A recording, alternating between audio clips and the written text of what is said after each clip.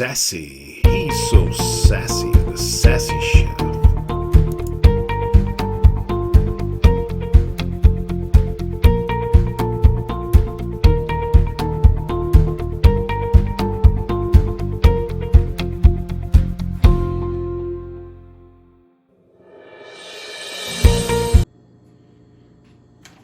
Well, tonight we're going to make a Korean beef bowl, and I love this dish because a couple of reasons people choose to use prepackaged food. As I said, it just takes too long to use natural and healthy ingredients. This particular dish does it all. We're going to use just fresh ingredients. It's going to have a great flavor, and it's going to be done within easily within 30 minutes. So. The first thing we're going to do is make rice, and I used to think people that had rice makers were kind of lazy because it just doesn't take much to cook rice normally. But yeah, I've gotten used to this one. This is a nice little one. It's the Aroma model by Simply Stainless, and if you want to buy this, we'll give you the link below the video. But first, let's get the rice going. We're going to just do a basic rice 2-to-1 ratio. And there's a lot of things you can do with rice. I've been experimenting with that over the last year or so, just different things to put in with rice. This particular rice, I'm just going to add what do I say? Garlic, right? Garlic with everything. And we're going to make it kind of a basic rice. I'm going to spice it up a little bit later. I'll show you that trick. Because one of the things with cooking is you need to add a little color to it. Color adds a lot to the way it looks, and it actually makes the flavor taste a little bit better. So at this point, we're going to get the rice going, and then we'll start on our meat. Okay, well, this particular recipe makes one critical mistake. To get meals done in the shortest time frame, you've got to do things in the right order. So here, first step, get the rice going. Next step is to cook the meat. If you follow the recipe, their first step was to make the sauce. So that's not going to do us any good. So let's get the meat started.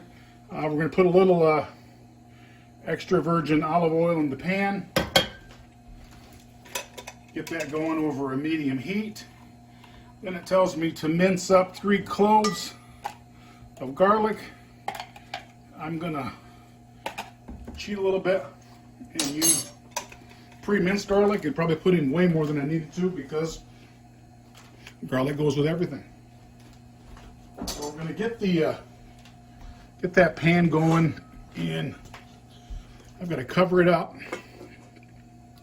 Because when I don't cover it up, I make a mess and I get in trouble. So we're going to try to minimize the mess here on the stove, keep that covered.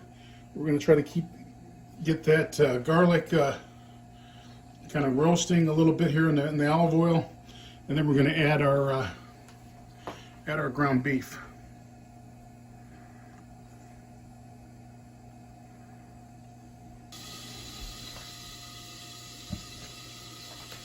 So we've given the garlic a few minutes here just to kind of brown up a little bit.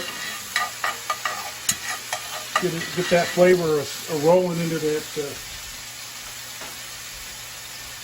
oil. Now we're going to add some ground beef.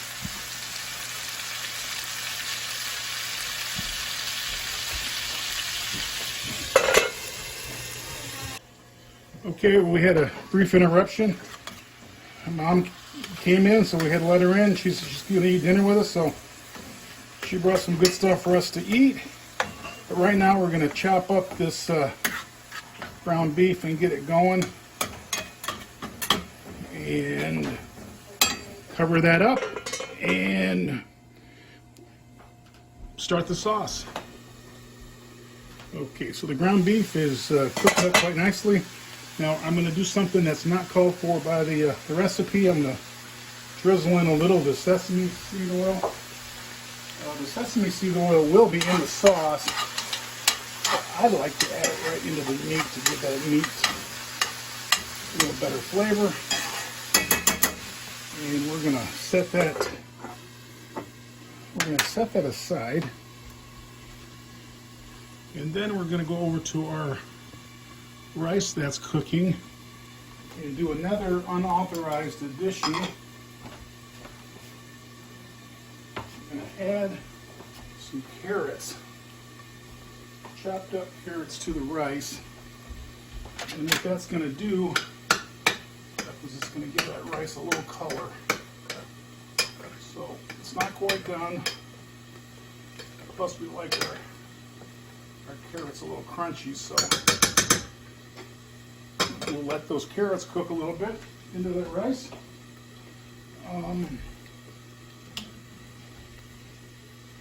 And then one more thing we're going to do in that meat that's not authorized or on the recipe. I'm gonna add in a little celery, cut up celery. And again, not in the recipe, but it is going to give this meat a lot better texture. Okay, now it's time to make the Korean sauce. So we're going to put in a 1/4 cup of brown sugar. It says a 1/4 cup of soy sauce. We'll see how much this gets me. I might need to go to another bottle. I might have enough.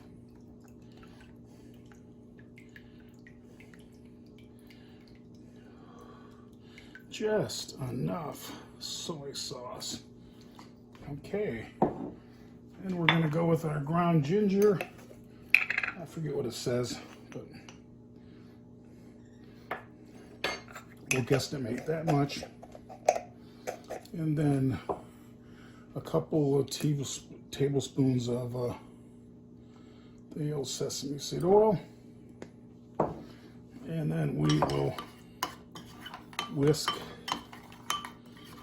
or stir this robustly, and this will form the basis of our Korean sauce. And I'll probably add a little bit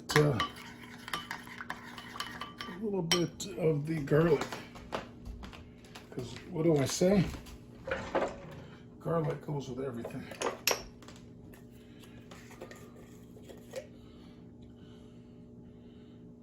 Okay. Is that garlic salt or garlic? That's garlic powder. That's going to be what you're looking for. Okay, now the sauce is ready. Okay, quiet on the set.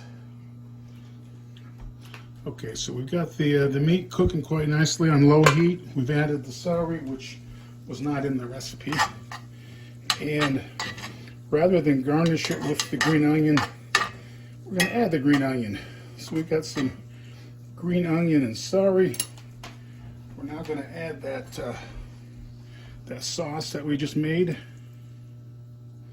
And we're going to need every little bit of that flavor in there. And we got to mix that sauce in. And then we're going to let this cook over a slow heat for about 5 minutes. And that's going to put us just inside of that 30-minute mark. And then this meal is going to be completed.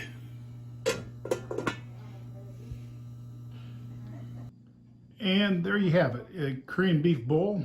Usually we will serve this in a bowl of rice and the meat on top of it. We finished it off with some sesame seeds, which will add some flavor to it. Tonight we're going to have a side salad and a little bit of pasta salad to go with it to help us with our portion sizes. And yeah, the flavor on this is just going to be amazing. The sauce that we made, that homemade sauce, really takes that hamburger and gives it a real Asian flavor. And what we found is that we can cook this entire meal in 30 minutes with fresh ingredients with amazing taste. And we hope to have a few more of those recipes coming your way.